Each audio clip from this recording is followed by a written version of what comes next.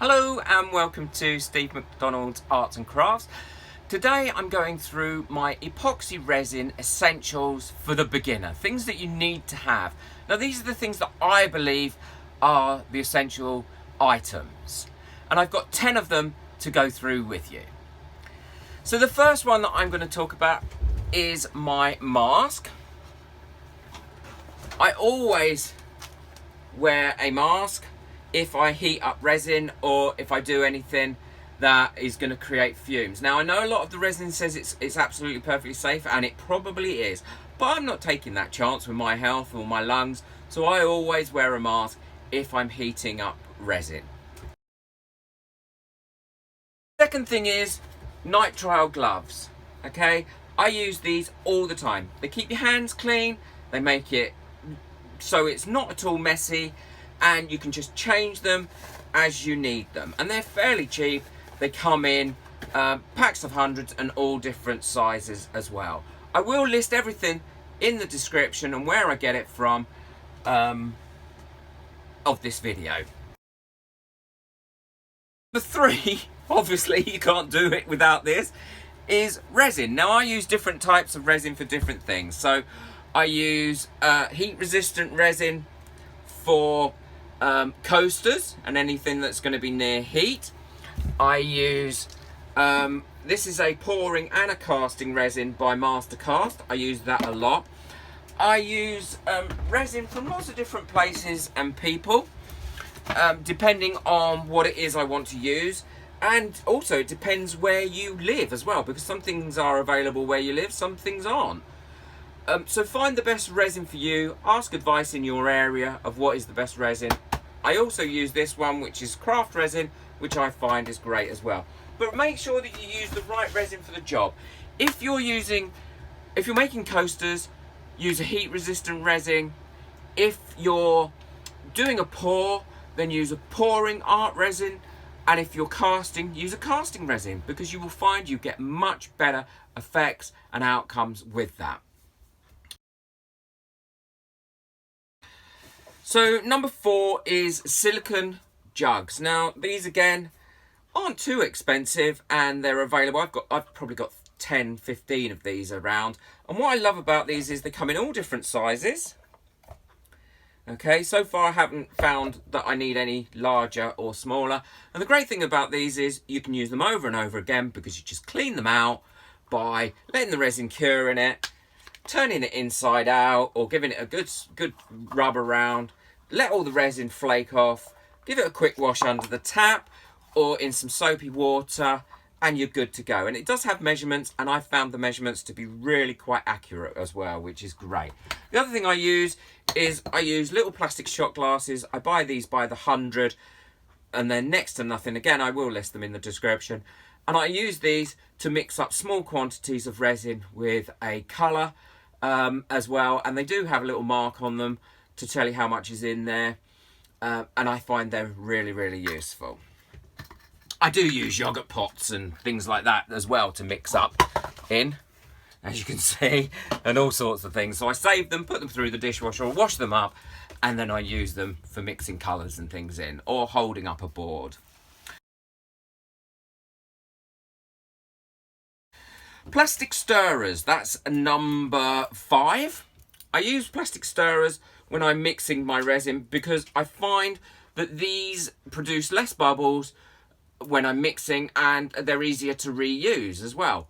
Because what I do is, once I've mixed my resin or made my colour, I just wipe them down with a baby wipe or anything that's clean, and then I leave them on my mat, and then I reuse them. And some of them I've been using for over a year. So again, they might be a little bit more expensive to buy in the first place. They're actually cocktail stirrers, that's what I think they are. They might be a little bit more expensive to buy in the first place, but you get a lot more use out of them. So in the long run, it does work out cheaper.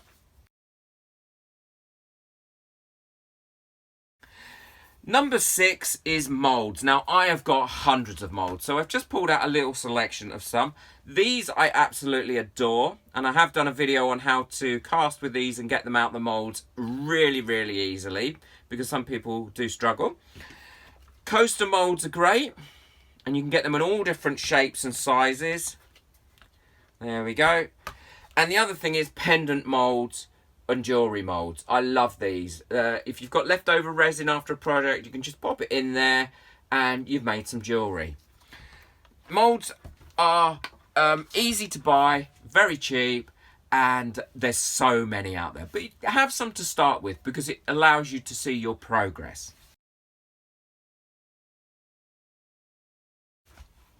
Colorant. Now, things to colour resin. Now, again, I've done a full video on how to colour resin, how to mix it and what to use. But I use anything from acrylic paint, mica powder, alcohol inks, glitter, and I love a bit of glitter. I use some food colourings as well. But again, I have explained it in my video above. So, you know, try things out. Number 8 is a torch. Now, I use this a lot if I'm doing a picture and to get rid of bubbles as well.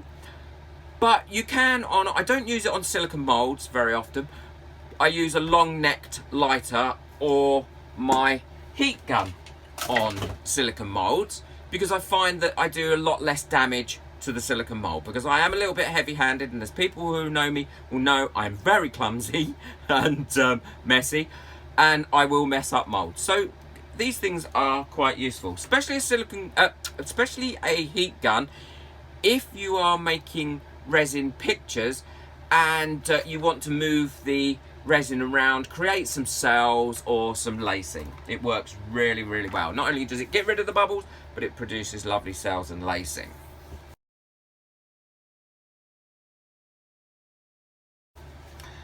Number 9 is silicone mats. Now, I have a variety of sizes of silicone mats. I have this little blue one that I use sometimes for mixing.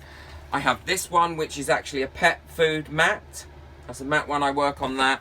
And I have my large red silicone mat, which was actually not for resin at all. It's for rolling out pastry.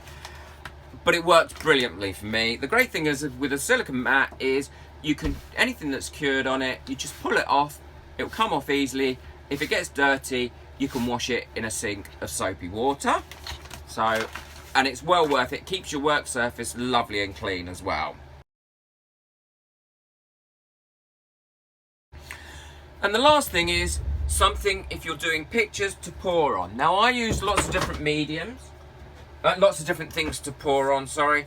Firstly is a canvas. Now, I use small canvases. Now, some people say don't pour on canvases because they stretch and all this sort of things. But I prepare my canvas to allow for a nice flush finish. And I never had a problem with canvases. And I've had some that are several years old. So there is a video that you can see on how to prep a canvas for a great pour. The other thing I use is MDF board. Now, if I'm using an MDF board, I actually use the quite thin ones because if not, they can be quite heavy. And then I make a frame that goes around it to stop it warping, because if not, these thin ones will warp. But I do make a frame. But it's great fun just for testing out something. If you want to test something out and you think, right, I do want to do a picture on that, then do it on one of these boards, and it works really, really well. But if you love the picture, make a wooden frame I make it out of 1x1, and then it stops it warping.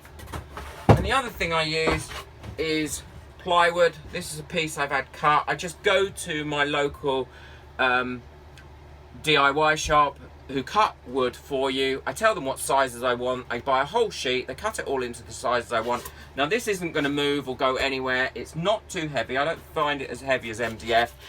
And the other great thing is, once you've painted it, I usually prepare it with an acrylic paint.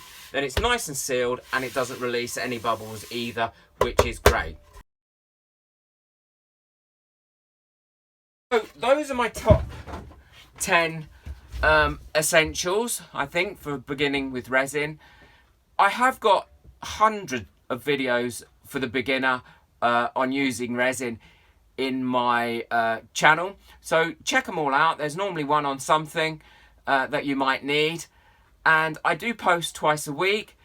So please like, because liking my videos allows the YouTube algorithms to pick up that people are liking it. And leave a comment. I love comments. I will reply to every comment. And please don't forget to subscribe and hit the notification bell so that when I upload videos, you don't miss out. Thank you very much indeed, and enjoy your resin. Thank you for watching. Please subscribe, like, and share this video as much as you can to help my channel grow. Bye.